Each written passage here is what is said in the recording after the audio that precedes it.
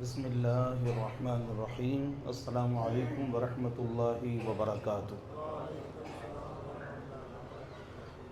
اللہ تعالیٰ کا بے حد احسان عظیم ہے جس مالک کریم نے ہمیں آج 19واں روزہ رکھنے کی توفیق عطا فرمائی۔ اللہ تعالیٰ کے فضل و کرم سے وضو غسل تیمم کے موضوع پر بحمدی تعالیٰ ہمارا درس جو ہے مکمل ہوا اللہ کے فضل و کرم سے۔ آج ہم سنتوں پر بات کریں گے، سنت موقدہ اور غیر موقدہ، اس کے بارے میں بات کریں گے۔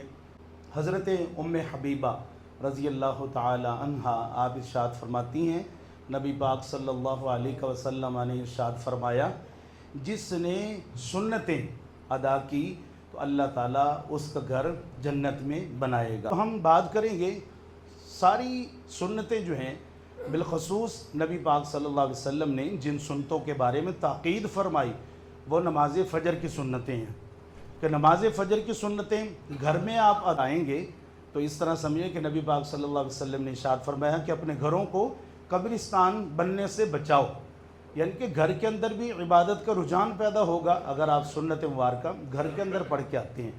اگر گھر کے اندر نہیں پڑھ کے آتے تو آپ مسجد کے اندر بھی سنت آ کر ادا کریں۔ نماز فجر کی سنتوں کی بہت زیادہ تاکید فرمائی ہے کہ اگر جماعت کھڑی ہے تو سنتیں آپ کی رہ گئی ہیں تو وہ سورج نکلنے کے بعد ان کو دوبارہ پڑھ لیں۔ اس کے بعد نماز ظہر کی جو سنتیں ہیں، اگر جماعت کھڑی ہے تو آپ سنتیں آپ نے چھوڑ دی ہیں تو نماز فرض ادا کرنے کے بعد پھر آپ ان سنتوں کو جو آپ کی رہ گئیں کیسے ادا کریں گے؟ فرضوں کے بعد سب سے پہلے 2 سنتیں آپ ادا کریں گے اور اس کے بعد جو آپ کی 4 رہ گئی ہیں وہ والی ادا کریں گے اور اینڈ پہ 2 نفل آپ ادا کر لیں گے۔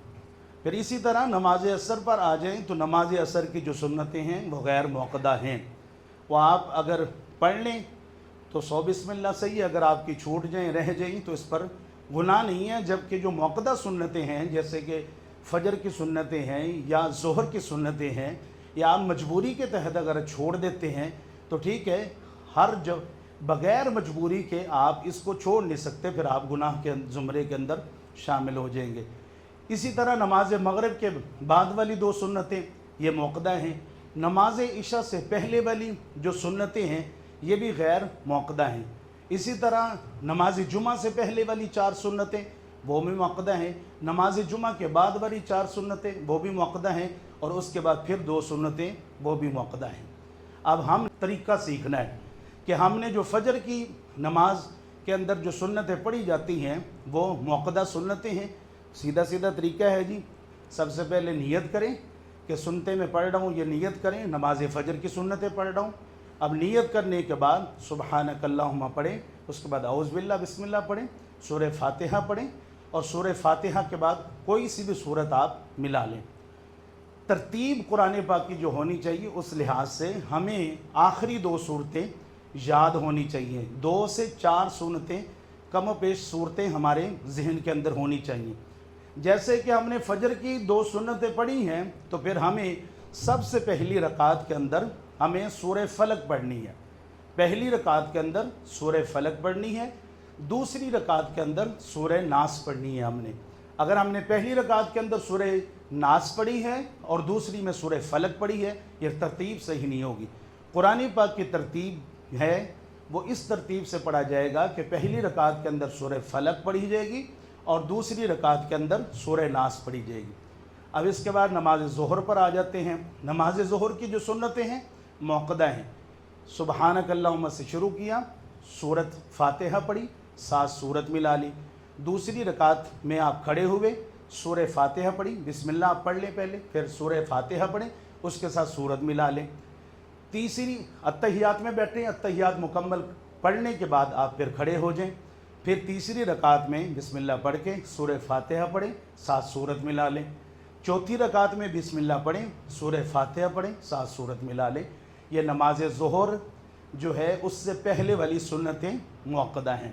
آپ یاد رکھیں کہ سنت موقدہ کے اندر 4 رکعتوں میں میں نے سورہ فاتحہ کے ساتھ سورت ملائی ہے، 4 رکعتوں میں سورہ فاتحہ کے ساتھ سورت کو میں نے ملایا ہے۔ اب ان صورتوں کو ملانے میں بھی ترتیب ہونی چاہیے۔ کیسے ترتیب ہونی چاہیے کہ ہم سب سے پہلے سورہ لہب پڑھ لیں، تبت یدا ابی لہب، اگر ہم نے 4 صورتوں کو ذہن میں رکھنا ہے۔ دوسری رکعت میں ہم سورہ اخلاص پڑھ لیں، قل هو اللہ احد۔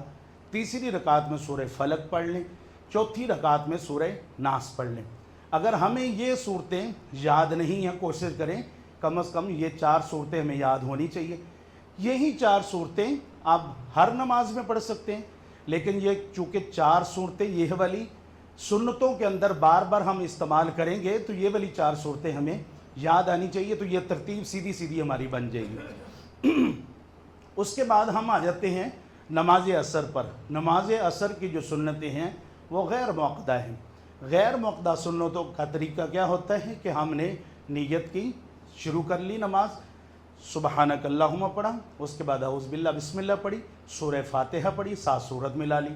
اس کے بعد دوسری رکعت میں بسم اللہ پڑھی، سورہ فاتحہ پڑھی، 7 سورت ملا لی۔ 2 رکعتیں مکمل ہونے پر ہم نے التحیات بھی مکمل پڑھنا ہے، درود پاک بھی مکمل ہم نے پڑھنا ہے، رب جعلنی مقیم الصلاۃ بھی ہم نے مکمل ہی پڑھنا ہے۔ اس کے بعد یہ 2 رکعتیں مکمل ہو گئی، ہم نے سیدھا کھڑا ہو جانا ہے تیسری رکعت میں۔ تیسری رکعت میں ہم کھڑے ہوں گے تو سبحانک اللہم سے سٹارٹ کریں گے، سبحانک اللہم پڑھیں گے، اس کے بعد بسم اللہ الرحمن الرحیم، سورہ فاتحہ پڑھیں گے، اس کے بعد پھر سورت ملائیں گے۔ چوتھی رکعت میں بسم اللہ الرحمن الرحیم، سورہ فاتحہ پڑھیں گے، 7 سورت ملائیں گے، اور 4 رکعتیں مکمل ہونے پر پھر ہم بیٹھیں گے، التحیات مکمل پڑھیں گے، درود شریف مکمل پڑھیں گے، رب جعلنی مقیم الصلاۃ مکمل پڑھ کے پھر سلام پھیر دیں گے۔ یہ غیر موقدہ سنتوں کا طریقہ ہے۔ اسی طرح اب نماز مغرب کے بعد چونکہ 2 سنتیں ہوتی ہیں تو 2 سنتوں کا وہی طریقہ۔ پھر نماز عشاء سے پہلے والی 4 سنتیں، نماز عصر اور نماز عشاء والی جو 4 سنتیں ہیں غیر موقدہ، ان کا سیم ہی طریقہ ہے۔ نماز جمعہ پر آ جاتے ہیں۔ نماز جمعہ کے اندر ایک بہت بڑی غلطی جو عمومی طور پر عوام الناس میں پائی جاتی ہے، کون سی؟ کہ ہم آئے ہیں نماز جمعہ پڑھنے کے لیے، تو یہاں پر ہم سنتیں کس لیے؟ نماز جمعہ کی ہی کریں گے، نہ کہ ظہر کی کریں گے۔ ہم جب فرض پڑھیں گے ان کی نیت ہی نماز جمعہ کی ہوگی، اس کی بقیہ جو نماز ہے وہ بھی نماز جمعہ کی ہی ہوگی۔ اگر ہماری نماز جمعہ رہ گئی ہے تو پھر ہم ظہر پڑھیں گے، ظہر کی نماز پھر ہم پڑھیں گے، ظہر کے فرض پھر ہم پڑھیں گے۔ جب ہمیں نماز جمعہ مل رہی ہے تو نماز جمعہ کے اندر جو نیت کی جائے گی سنتوں کی، نوافل کی، نماز جمعہ کے فرض کی، وہ نماز جمعہ ہی کہا جائے گا، اس میں ظہر کا۔ تو اس طرح ہم نے نماز جمعہ سے پہلے والی 4 رکعت جو پڑھنی ہے وہ سنت موقدہ ہے، وہی طریقہ ہے جو میں نے پہلے بتا دیا ظہر والا، سیم 4 رکعتوں کے اندر سورہ فاتحہ کے ساتھ صورتوں کو ملانا۔ پھر 2 فرض پڑھے جائیں گے جو نماز جمعہ کے ہوں گے، اس کے بعد پھر 4 رکعت جو پڑھی جائیں گی وہ بھی موقدہ سنتیں ہی ہیں، وہی طریقہ ہے، 4 رکعتوں کے اندر سورہ فاتحہ کا صورت کو ملا لینا۔ اس کے بعد 2 سنتیں پڑھی جائیں گی، 2 سنتوں کا وہی طریقہ، آسان طریقہ۔ 2 نفل پڑھے جائیں گے، نفلوں کا بھی وہی آسان طریقہ ہے۔ اس میں جو ہم نے اہم بات سیکھی ہے وہ کیا؟ کہ ہم نے فرق کرنا ہے، سنت موقدہ اور غیر موقدہ کا فرق کرنا ہے۔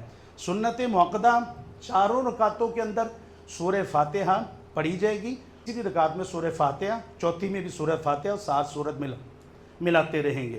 اور غیر موقدہ جو ہیں یہ 2 یوں سمجھ لیں کہ جیسے ہم نے پڑھنی 4 ہیں لیکن 2 مکمل کر کے پڑھنی ہے ایک سلام کے ساتھ۔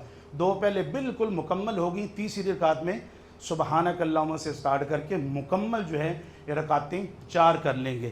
تو یہ اس طرح سنت موقدہ اور غیر موقدہ کا جو طریقہ کار ہے یہ ہمارے الحمدللہ ہم سمجھ گئے ہوں گے کہ ہم نے کس طریقے سے اس کو پڑھنا ہے۔ بس ہمارے ذہن کے اندر یہ ہونا چاہیے کہ سنت موقدہ بغیر کسی جواز کے، بغیر کسی مجبوری کے ان کو جان بوجھ کر نہیں چھوڑنا چاہیے۔ غیر موقدہ جو ہیں آپ پڑھ لیں گے تو الحمدللہ ثم الحمدللہ آپ ثواب کا حقدار ٹھہریں گے۔ چھوڑ دیا تو اس پر آپ کو گناہ نہیں ہوگا۔ اللہ تعالی ہمیں عمل کرنے کی توفیق عطا فرمائے۔ بسم اللہ الرحمن الرحیم، استغفر اللہ ربی من کل ذنب و اتوب الیہ، صلاۃ والسلام علیک یا سیدی۔